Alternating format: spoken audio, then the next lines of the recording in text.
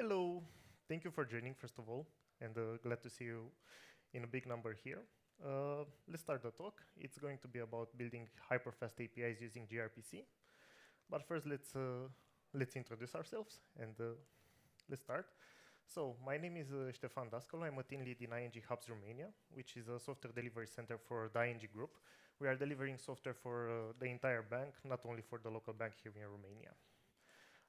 I mostly code in Java and Kotlin, but sometimes I also code in JavaScript. And because I'm working on a project where performance is key, I always try to advocate for trying to see new technologies and trying to basically use new technology to solve problems that you might encounter during your projects. And because of that, I'm very passionate about trying new frameworks, and that's what this talk is going to be about, how we can solve a certain problem using a certain type of framework. It's going to be a practical approach about how we can leverage gRPC in order to achieve high-performant APIs, which also provide availability and consistency. And what I would like to ask you is to keep in mind the fact that today, basically, we are building the software that is going to be considered as legacy tomorrow. And because of that, I think it's very important to actually build it as good as possible from the beginning. And because of that, let's keep in mind that we want to see software and to build software that is scalable, elastic, message-driven, and responsive. In a word, we are trying to build a reactive system so that we can use it as long as possible. In order to start the talk, we are going to look at JSON and REST APIs. And for this, let's see here how JSON looks. So we can see that JSON is a clear way of defining a message. You have a clear structure. It's not as verbose as XML, and as you may know, it's the default way of exposing data for REST APIs and for microservices these days. It's very easy to debug. It's very easy for a human to actually understand it and for developers to work with it. In a JVM world, we have a lot of serializers and deserializers that we can use in order to actually deserialize this, and this is why it's very popular, and this is why we are using it a lot. Moving forward, looking a little bit at REST, we can see that it uses this JSON in order to communicate with the client and the HTTP protocol together with all its verbs in order to actually deliver the messages. Looking here, we can see that what REST actually does, it provides a state machine which allows us to see exactly what are the resources and what are the states of those resources. Basically, we can see the life cycle of each resource. We can, of course, get all the resources, save them, or even update them. But as such, REST cannot be used. And because of that, we are going to look at what Roy Fielding actually said in his thesis. We see that a resource is not actually a mapping to a single entity. It's actually a mapping to a set of entities, not the entity that corresponds to the mapping at any particular point in time. And because of that, looking forward, we can see here two new endpoints, which actually are using multiple resources behind the scenes, and not only one or one entity from the database. It's actually using more than that. You can see, for example, here in blue, like a long-running task, which might not even give immediate feedback to the user, and actually does something for us behind the scenes. Moving forward, we can see for REST that is one of the most widely used in the industry. But let's see how we can improve it, and let's see how we can actually use other things in order to improve our software. I propose to you to actually start looking at Protobufs and gRPC, and for that, let's start from Protobufs. We started with JSON, which was the message that actually is being used for communication with REST services. Protobuf is the message that is being used for gRPC communication. It was invented by Google, and as you can see here, it has a clear structure. For those of you that work with Kafka or with Avro, you can see that here we have like a schema definition. We have exactly what are the types of each fields, and also an order of those fields. That order is very important because this schema is actually being shared between the client and the server. And because it's being shared, it is a strong contract, it's a binding contract that actually you have between them. And because of that, we also have a lot of advantages. You can actually start doing the development even before the server actually the producer of the data actually finish the development. Because having the message, you can actually start mocking everything. You know that this is the message, and you know that this is going to stay and is going to be the final message. Because of that, of course, you also have some issues. Because if you want to add a new field, it's very easy. You just add it at the end, and that's it. But actually, if you want to update or delete a field, you have a problem because you break the contract. So then what's going the client to do? It will have a problem, it will not be able to understand that message. Imagine that you deleted, for example, this message, departure time, and then you replaced it with something else, which is not a string, but it's a double. When he will try to parse it, he will have a problem. So that is not okay. As you can see, it's not as flexible as JSON. In JSON, you can actually define everything, and it's very dynamic. But what is then the advantage of using Protobuf? The main advantage is the fact that it's being serialized as a byte array. As you can see, being serialized as a byte array, we actually obtain better performance because then you can have smaller messages which are serialized in this byte array form, and then they are being sent across the wires over the client. Now, in order to achieve the best performance, you need to have small messages around 1 megabyte. But of course, you can also obtain some performance if you have messages up to 64 megabytes, and the hard limit imposed is around 2 gigabytes. So yeah, you cannot go over that limit. It's a hard limit that was imposed. Moving forward, let's look at gRPC, the subject of our talk. gRPC stands for Google Remote Procedure Call, and as you can see, it's actually a different paradigm of implementing APIs. It's not like REST, it's remote procedure call. And because of that, basically what it does is that we as a client, we are actually executing some code on another server, which might be closer to the data or might be better performant. Maybe it has more computational power. Looking a little bit, we can see that actually it's using a proto-compiler, which basically interprets the message that we saw earlier, where we can see the request and the responses. And also, in the lower part of the presentation, we also had like a service. I think it's pretty hard for you guys to see it from the back, but also we are going to see it later in the live coding session. We also have a service implementation. Once the proto-compiler runs, is going to generate both for the client and the server, is going to generate the stubs that we can use, either to actually call the server here or actually implement the APIs. So our code is already prepared beforehand. We just need to override some methods, implement them, and that's it. We actually implemented our API. Because, as we saw earlier, the message is a byte array, it's also pretty fast to use, to send it from the server towards the client, because we are also using an HTTP2 channel. HTTP2 offers multiplexing out of the box. So basically, you can send as many requests as you want, and you are going to get back the responses in the same order as you made the requests. And this is one of the most important things that gRPC actually has to offer. Moving a little bit forward, let's talk about when we can actually use gRPC. So gRPC makes gRPC makes a perfect fit in polyglot environments, because actually you have a lot of plugins that can be used in order to generate C++ code, Rust code, Golang code, or even JavaScript. And of course, in the JVM world, you can generate for Java, for Kotlin, for whatever you like. Also, it offers a very important feature, which is called bidirectional channels. Basically, you open from the beginning an HTTP2 channel, that connection stays alive, and you can send requests and receive responses on it. This is very important because then you can implement low latency application with high throughput, and of course, also real-time applications. You can imagine something like a chat, or let's imagine that you have a trader which is discussing with the risk manager, and then he needs to get some data from him, some feedback, like, okay, I have this trade, please give me the P&L or something like that in order to be able to decide if I actually want to book that trade or not. And of course, it makes a perfect fit in microservice environment. This is because we have this bidirectional channel, and because if you have microservices which have a lot of noise and they talk a lot between them, then actually you could also achieve event-driven architecture, because you can just send a request, the server is going to process it when it has some time, it's going to send back the request, so on and so forth. It's very important for microservices communication nowadays. So let's look a little bit at how it can actually be used with reactive streams.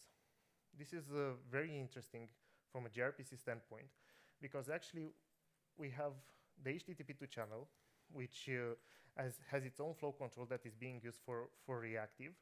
And now what I propose to is to actually consider that we have a database which is also reactive, so something like Redis, which offers a reactive driver. And let's see exactly how a call from a client towards a server would look like and how the response is going to be sent back. So starting from the consumer side, we actually imagine that we want to request something from the database, let's say some stock prices. What I'm going to do is that, okay, I know my indexes, and I want for those indexes to actually get back my stock price. So I'm going to create a list of the indexes that I want to send to the server. I'm going to create it using a reactive stream, let's say a Flux. In this situation, we are using the Reactor implementation. That Reactor implementation can be consumed, that Flux can be consumed by a stream observer from gRPC. Stream observer is actually an implementation on top HTTP2, which actually is able to receive data, do something with it for each message that we are sending, and then basically putting it on the HTTP2 channel. Once it reaches the HTTP2 channel, each message is being sent in order towards the server. On the server side, what actually happens is that the stream observer that we have on that end, so basically we have here we are sending the request. On that side, we are processing that request, is going to actually start consuming the messages from the reactive stream, and then of course we can send it later towards the service layer and the repository layer connecting to the database, fetch the data from there. Once the data is being fetched from the database, we are going to send it, of course, back using another reactive stream, let's say a Flux again. We are going to send it back towards the stream observer, which now is called the response observer because we are sending the data back towards the client. Once it reaches that response observer, then again is being put on the HTTP2 channel and sent back towards the client. The client can, of course, subscribe, consume it, and do something with that data. Looking here a little bit, until now we saw how the design of gRPC is done. We saw when we can use it, but let's also look at some performance metrics, because this is also very important in order to take a decision if we actually want to use gRPC or not. So in this situation, we have a comparison between REST and gRPC. REST here was implementing using Spring Web, just normal as that. And gRPC was implemented using Quarkus in order to reduce the boilerplate that we actually needed to write. And we used here a message which had around 1,000 messages as a payload. And as you can see, if you are using a small payload, then the performance is super great for both the REST and the gRPC APIs. It's, I don't know, under 100 milliseconds, so it's pretty fast. But there, on a large payload, what we actually did was to send 4 million trades across the network, which is quite a lot. And as you can see, using the REST API, the messages were sent in around 1 second, 1.2 seconds, something like that. Whereas with gRPC, we actually managed to send back the messages in less than 200 milliseconds. So it's much, much faster. Of course, you need to take into account some things when you are building a gRPC API. Imagine that if you don't need to process anything on the server side, then of course you can fetch those messages and send them in one shot back towards the client, because that's more optimal, and we will see this later. But if, for example, let's say that you need to do a lot of processing on the server side for a certain request, then maybe streaming option might be better for you. Imagine that you get some data from another API, then you need to process it a lot, you need to enrich it, and then actually send it back towards the client. For that, if the client is actually able to consume the message as soon as possible, so as one message arrived, he can actually understand it and interpret it, then of course it's super okay to actually use streaming technique. If the client needs the entire data set in order to do something with that data, then it's better to actually construct a message which embeds all that data and send it back. Now, moving forward, let's look at a small comparison between them. JSON with REST can be compared with the Tron users. For those of you that watch Tron, you know that the users that actually connected to the grid, they are very human-centric, and they are there in order to build a better world, and they are super social, and they like to work with other humans. Whereas gRPC using Protobuf is more like the Tron programs, which actually are more oriented on performance and trying to achieve optimizations and trying to make all the life of the other APIs as good as possible. These are the gRPCs and Protobuf, because as we saw earlier, what actually they are doing is that we are not sending a text over the network, we are sending a byte array, which is something humans cannot understand by default. Because of that, basically, REST is much, much easier to debug. For gRPC, you need to build a lot of tooling around it. By default, you cannot understand the gRPC message as a human. So you need to have some debug tools in order to actually interpret those messages, look at them, see exactly what went wrong. In terms of the contract with REST, you can use tools like Swagger to document the APIs or to build something on top of them in order to maybe impose a contract between a client and the server from the message that you are going to use in terms of communication. While actually with gRPC, that contract is imposed by using the protobufs. By default, without a protobuf, you cannot build the gRPC API. So you have that protobuf, you share it with the client, everybody is happy, you both understand the messages. In terms of message size, REST works with any message size without any problem.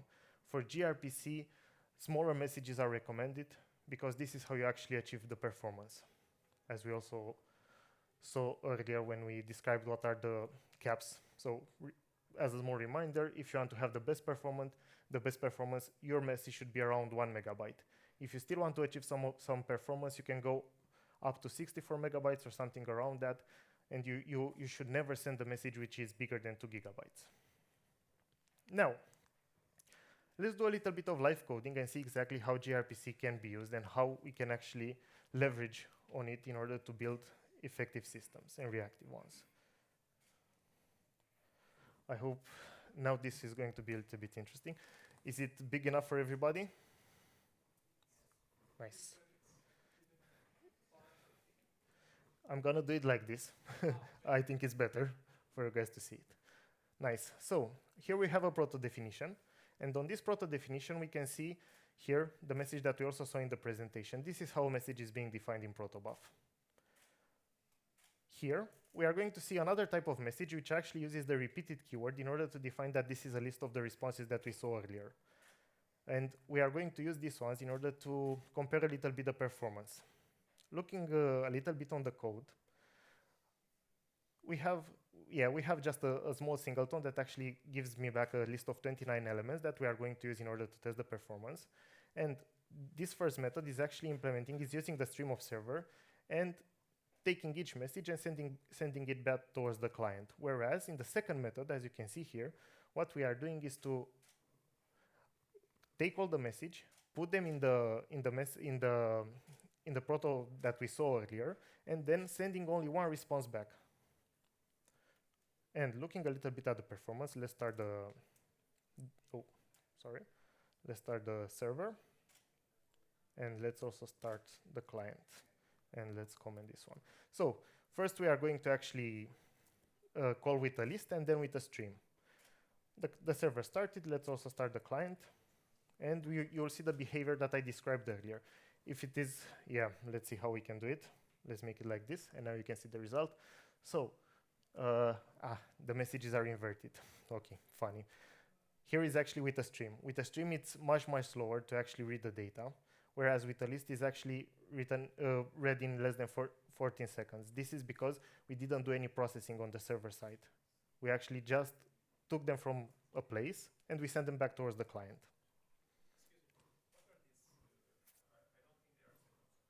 Milliseconds, sorry. Sorry if I said seconds. Yeah, it's milliseconds. Now, looking on the proto, let's see exactly how we can implement a gRPC API. We see here the two definitions for the messages for the services that we saw earlier. Here we can see that Google offers us the empty protobuf in order to actually send nothing towards the server. This is mimicking like a get operation from the REST APIs. And now let's implement two other. Let's say this is an application where actually we can send data about a tail number of an airplane and get back the information about departure delay or arrival delay. So let's say that we want to build a report, and let's see per each airline network what are actually my delays for leaving the airport or arriving at another airport. For that, let's define a new protobuf, and we can call it like report entry. And here we can put the airline network as a response because we are going to need it. And here I'm putting a number. This basically says that when my proto message is going to be serialized, this is going to be the first field that is going to be put in the byte array. This is very important because a client actually could also interpret that protobuf based on the location of each field. As a good practice, is actually interesting to not use sequential numbers. So don't just increment them, because you can leave some space in order to actually have between the first field and the fifth field, let's say, you can have a slack where you can actually add new fields and perform some updates. So as a departure delay, let's put it a 5. And for a arrival delay, let's put it a 10. Doesn't matter. Of course, this is just for getting back the response. Let's also define how the RPC is going to look like, the service. So get report. Here, again, I'm not going to send anything. It doesn't matter for this one. And is the byte array going to have the same size even though you incremented with class 5? Yes, it has some optimizations performed. 1, 3 or 1, 5? No, but for example, if you have a very big message, like with 100 fields, then of course the size is going. Yeah. No. So it's the same size. Yeah. Now, this is going to return a stream back, and the stream is going to be composed of the report entries. And we will see later how this can be generated and how we can actually implement it. But we also talked about using bidirectional streams, which means that actually you have a channel open from the beginning, and then you can start sending messages and receive back responses. For that, let's also implement an API, because this is one of the strongest points of gRPC. Let's say that we want to make a request to get some data for a tail number. Let's build a request object, and let's just say tail number. And let's see how a service looks like. As you can see here, in order to say that the message that is going to send back is streamed, I actually use the stream keyword. Now, here, I'm going to also use the stream keyword when we are going to build a request, because we are also building a stream towards the server. So get data for tail number. Sorry. And I'm going to say, I'm going to send a stream of flight requests, and I'm going to receive back a stream of flight details response. So basically getting back the entire response for each tail number that I've sent. Now, let's compile the code and let's see what happens. In the POM, we actually have a plugin, which is Protobuf Maven plugin, that is being used in order to generate the Protobuf, based on the Protobuf, to generate the stubs, the Java code that we are going to use later in order to implement our APIs or to consume our APIs. Looking a little bit at what was generated, so the build was success. Looking at what was generated, we can actually see here that we have two types of classes. We have first, this is the class that is holding the implementation, it's holding the server details and how it's going to, what I need to implement in order to start sending the data. Of course, the same class can also be used on the client side in order to start consuming those messages. So this is the RPC part, the service part. We also have here some classes which actually, as you can see, represent the messages that we defined earlier. These messages also come in a pair with a builder that we can use in order to actually build our request and our response. Now, let's implement them. And I propose to start with the first one, where we are going to actually build the report. For this, let's override the methods. So here in this class, we are extending flight details gRPC, the implementation. And let's override the methods. And as you can see here, we have the two methods already generated, and we can actually extend them and implement them. Always look at the definition of the function. This is very important. So the first one actually doesn't receive anything and sends back something. And of course, it returns a void. Looking at the second one, which actually implements a bidirectional channel, you can see that we need to return a stream of server. Always look at what is the method signature. This is the key trick with gRPC. Based on this, you can understand exactly what you need to implement. So starting with the first one, I propose to you here to actually use reactive streams in order to implement it. And for that, let's get a Flux. So of course, this is a Flux with all the details that actually I read from. It's just a random CSV file containing around 20k rows of data, with exactly the data that you saw in the proto definition earlier. And with this Flux, actually let's start building our report and sending it back towards the user. So of course, this report is going to show me exactly the data grouped by each airline. So we are going to use a group by function in order to group them by the airline network. Flight details response, get airline network, and now it's mapped. Looking a little bit further, actually in reactive streams, you need to start consuming the list in order to get the messages. So here I have like a flux of keys, which actually I can collect, and then I need to start building my response. And you will see that the response is pretty easy to build. So we have a report entry, which actually has a builder, and now we just need to set the airline network, and that's it. The airline network is actually, so because we group by the airline network, we just get the key. Now we need to build a departure delay. For this, I build a function. We don't need to waste time for this. And we are going to send, map, forgot to do something here. Flight list.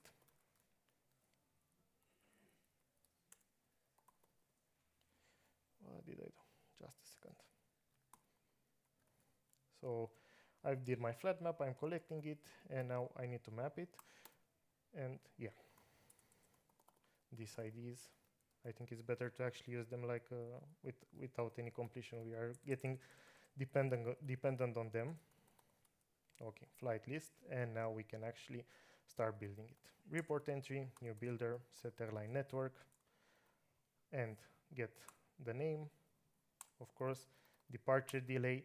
From the flight list, we are going to compute an average because I only want to get the average, and I'm going to use the flight list, and I have a function here which actually receives the lists and how we can actually map it. What is the field on which we are going to compute the average? And we are going to use flight detail response, get departure delay. Okay. And arrival delay, it's very similar to this one, so let's just copy paste it. But here, get arrival delay minutes. Once we build it, we actually need to do this, and we need to send it towards our consumer. So we need to subscribe. And now the subscribe method receives 3 things. For each reactive stream, we actually need to do something when we have an item to send, and we need to do something when we have an error. In case an error occurred, where is that error going to be sent? And each reactive stream actually has an error stream on which the errors are being published, and what I'm going to do when actually I'm completed with sending the data. So subscribing to it, I have the response observer, and I'm going to set that for each item, I will just simply call onNext. So taking that item, putting it on the stream. For each error, I'm going to put it on the error stream, and when I'm done, just call onCompleted and mark it as done. Now, given the fact that these are reactive streams, of course, we can also do something like on error, return a fallback, and then basically I might not even need the error stream, or I can say, okay, throw another error. Let's say that, I don't know, I'm processing some data and I have some sensitive information that I would not like to send to the client. Of course, I can also say on error, map it and throw something else in order for the client to actually not understand what, to not send sensitive information back to the client. I'm not gonna do that now, but it's very important for you to know that you can actually do this. On the client side, how are we going to implement on the client side the consumption of this? First of all, let's look a little bit at how we connect to a gRPC. So we need to build each time a channel. This channel is being built in order to connect to my local server, and it's using insecure channel credentials. For this presentation, doesn't matter, we don't talk about authentication and authorization, so I'm going to use a plain text channel, that's it. But of course, you can also implement authentication, authorization on top of it with a lot of other mechanisms. Looking on the method side here to implement it, let's implement it in an asynchronous way. On gRPC, we are going to see here that we actually have 2 types of stubs. We have a blocking stub, which is a synchronous one, and an async stub.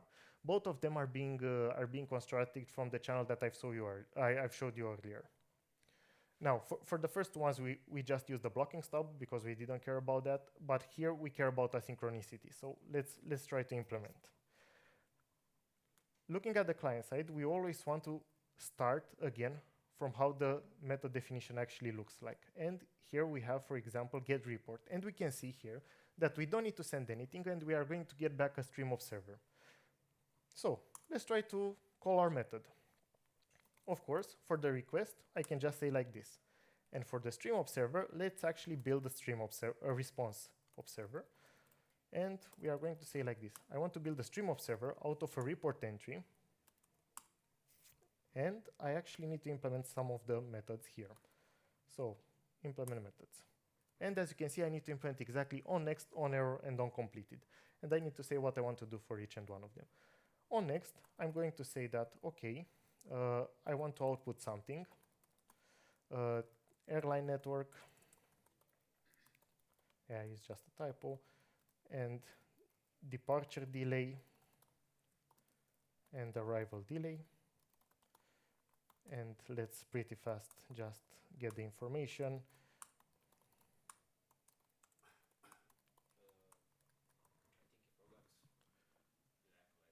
Oh, yeah. Yeah, okay. And now on error side, let's simply do this. This is for completed. So when it's completed, let's just say that it's completed. And here we just have an error. Okay, good. Now we have the stream observer. We have it saved here in the response observer. And let's just call it. So this is how you can actually call it. Now, this is asynchronous, so I actually need an executor service to call it. I already have the call prepared here, but I wanted to show you from the beginning how you can actually know exactly what you need to send and how you can actually interpret the response. Restarting a little bit our server and going back in the client, and let's not see the output of these ones anymore. Let's just see the output of this one. Let's start it, run. It's a live demo, so let's expect things to fail. Ah, okay, they didn't fail. You know how it goes with the demos. Oh, sorry. So here, as you can see, we actually got back the response pretty fast. As an idea, I have around 20,000 records in my list, and the response got sent back pretty fast. Now, looking at the bidirectional one, because this is the most interesting one that we actually want to implement, let's look at the method signature once again. So, as you can see, I need to actually return a stream observer back. Here, what I actually need to send is the request observer. And let's try to build it. Flight request. As you can see here, I basically need to tell the client what he needs to send to me in order for me to be able to process that data. And let's take the information again. What we are going to implement here is just I'm receiving a tail number and I need to send informations about it. Get instance, get a large flight. I think I also have, no, I don't have it. Okay. And now what I want to do is actually create a map out of it, because I don't want to waste time to map. And we are going to say that we are going to map based on the tail, get tail number, and I'm going to, in the values, I'm going to just put exactly what I have. And in case I have some duplicates, let's just ignore them and actually just keep one of them. Okay, and this is my flights map. Okay, so what I'm going to do here is actually get my response observer, as I can see it here, and just send a response for each request. Get the data from the flight map, just get it like this, flight request. And in case I have an error, of course, let's just put a message. Oh, sorry. Okay, and when I'm completed, let's also put a message. And this is all the things that I need to do on the server side. Server side is pretty lightweight. I just only need to say my client, okay, this is how you are going to actually send to me my request, and I'm going to interpret it like this. Perfect. When I'm completed, actually I forgot here, I also need to mark it as completed, that I completed sending everything. Okay, perfect. Let's restart our server so we don't waste a lot of time. And on the client side, here comes the more interesting part, actually. Starting again from the method definition. Async stub and get data for tail number. Here, I see that I need to actually send exactly how me as a client I'm going to interpret the request that the response that I received from the server. And for that, we need to again define a response observer. let's define the response observer. And let's say that we have a new stream observer. This is based on the flight detail response this time. Oh, and let's implement the method. Again, they are exactly the same methods. We are not going to waste time on these ones. So let's generate the code for showing the data. And also, let's see what we can do on error. Just say this. And now this is going to be also implemented asynchronous. So we have a latch.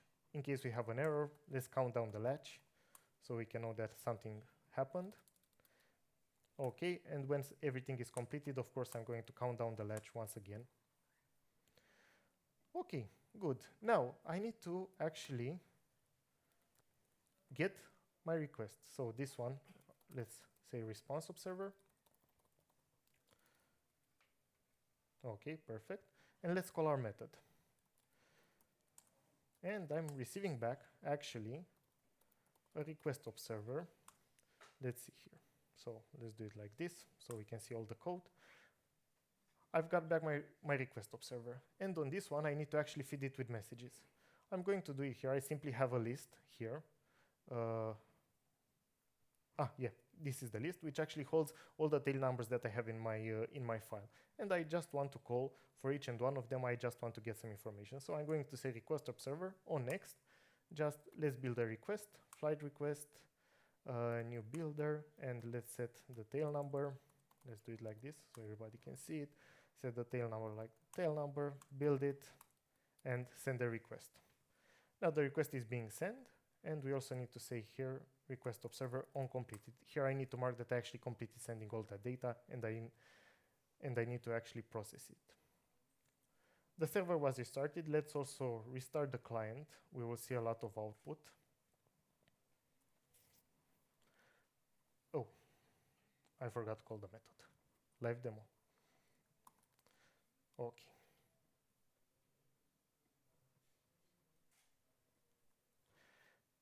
Okay, it's 0 because probably I did a mistake on the server side. Let's see if we can identify it fast. If not, it's not that important for this. But the idea is to actually, you guys see how bidirectional streams can be implemented. So I did it here. Flights map, get flight request. Probably the map is not okay. Okay, nevertheless, let's continue. So we looked at how bidirectional channels can be implemented. We looked at how streaming can be implemented. I would like to emphasize again that you need to consider when you actually want to send data, you need to understand the fact that streaming is not every time the solution. Streaming should be used only in the situations that you want to do something asynchronous, or when actually the user can start consuming that message and do something with it as soon as he receives it. In case he actually needs the entire data set, then in that situation, you are better off actually building everything on the server side and then sending it towards the client. Going a little bit back at the presentation. Oh. And let me do this. Okay, regarding integrations, gRPC is integrated out of the box with frameworks like Quarkus and Micronaut, and these ones are actually pretty important to be used in case you want to achieve reactiveness. And what I didn't show you in the code, and I'm going to show you now, is how you actually build a gRPC server without any of these frameworks. It's pretty tedious, and you need to do a lot of things behind the scenes. With gRPC, you have a cost. You have good performance, but it takes a lot of time to actually do the coding part, because we only looked at the implementation side. But looking a little bit here, we can see that actually in order to implement a gRPC server using just plain Java and that's it, without any frameworks, you actually need to do some, let's call it low-level coding in order to start the Netty server, adding shutdown hooks and say, well, okay, what I'm going to do when the server shuts down, okay, how am I going to stop that server, so on and so forth. On the client side, again, let's look at how we actually called our server. We needed to create a channel, and we needed then to implement our stubs here and actually then call them.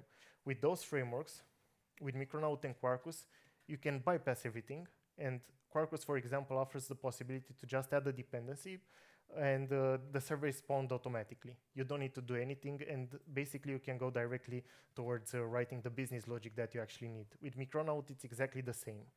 With Salesforce, what actually they did, they come on top of gRPC and actually implemented reactive streams. So gRPC uses the stream observer, you can use it. But as you saw, the code is not that nice. You still need to use anonymous functions, anonymous class. You still need to do a lot of boilerplate.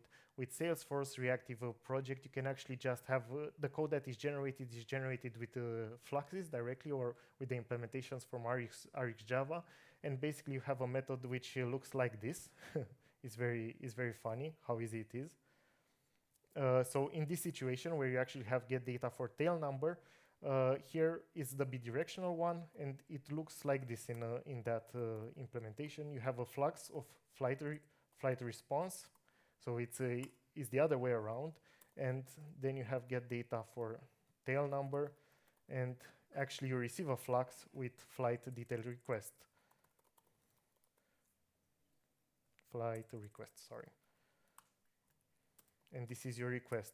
And you can just start processing it out of the box. So you see, this is the difference. Here I actually needed to start building my stream observer. I need to do a lot of things. Of course, this is just simple code, but imagine that in a real life scenario, this on next is going to be much more complicated, probably calling 4 or 5 other classes behind the scenes. So yeah, with those frameworks, you can actually skip the boilerplate code. Reaching a little bit at the end of my presentation, let's think about the key takeaways that we actually have for this talk. Should we switch to gRPC or should we stay with REST? Well, the answer is pretty simple. It depends. If, for example, you build something like a backend for a front end, of course, REST, I think, is going to still be the go-to framework the go-to paradigm that you are going to use. If you have a data-intensive application or you need to have low latency or you need to go towards real time, then of course gRPC might be better. When you go with gRPC, you also need to consider that it takes a little bit time for accommodating and to actually start coding in gRPC. I saw an article actually where with REST, as you know, if you just import Spring Web, you can just start implementing the REST controller and you can directly just start coding. And that guy was saying that, okay, with REST, I can just do it in 5 minutes and I already have an API live. With gRPC, it took me like 30 minutes to do it in the first time. But of course, it's a trade-off because you spend a lot of time coding, but you actually have better performance. In terms of design, with gRPC, this idea of having a strong contract between the consumer and the producer is enforced by the Protobuf usage. Whereas with REST, you have a problem because, yeah, you don't have like a strong contract. Of course, you can build a lot of things in order to build that contract. You have Open API, which actually tells you how you should build APIs, what are the standards. Okay, you should have a schema which is defined from the beginning and you need to share with your consumers. But yeah, gRPC imposes this out of the box. Of course, if you want to go reactive, we know that you can also go with REST because you also have Spring Web Flux, which offers you reactiveness out of the box. But of course, again, as I've said, gRPC is not here to replace REST. It's just here to offer something more than what REST does, and it has different use cases. That would be it for me. Thank you very much. If you have questions.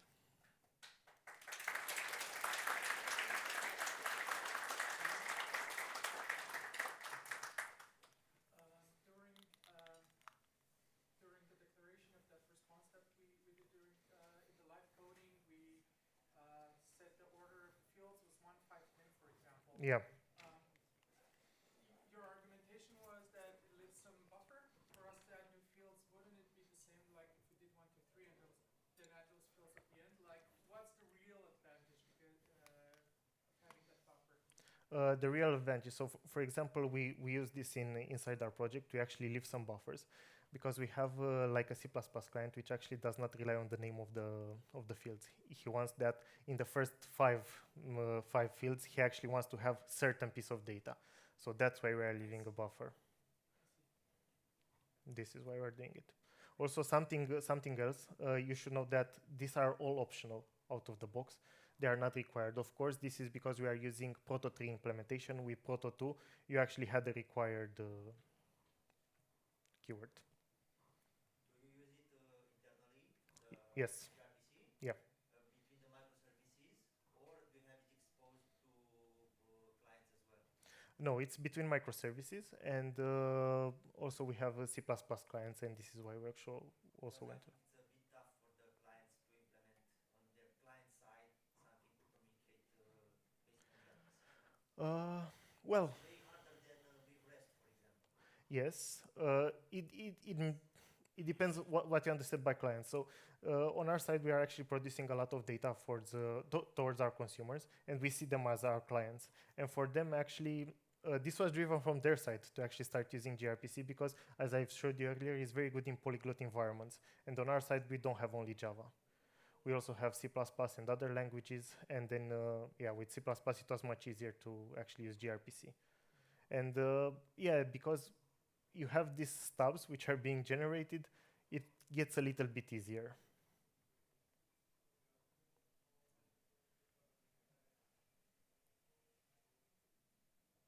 Any other questions? One more question. How do you share the schema version between the microservices? Yeah, this is an interesting question. For example, what we are doing at the moment is we are versioning it in Git. It's pretty rudimentary, and we are sharing it using a jar which is generated, and that jar is being shared with the Java clients. And what the C++ clients are doing, they are just getting the proto definition from the Git and generating with a plugin the code on their side. Of course, you can build on top of it something like a marketplace where you can actually upload the schemas, version them there, and Probably have like another client.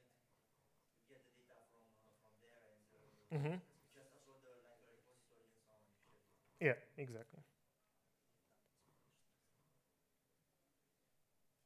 Do you also version the gRPC APIs? Yes, you can version them. This is something that we actually hit recently. With REST, you do it pretty easily because you put it in the URL /v1/v2. You can do it in multiple ways here with gRPC. You can just define another service. So let's say as you have this one, you can just take this one and say v2, and then of course you have another version. Or of course you can do it in the request. You can add a version field, and then you can, based on that, decide something. Yeah, there are multiple ways of doing it.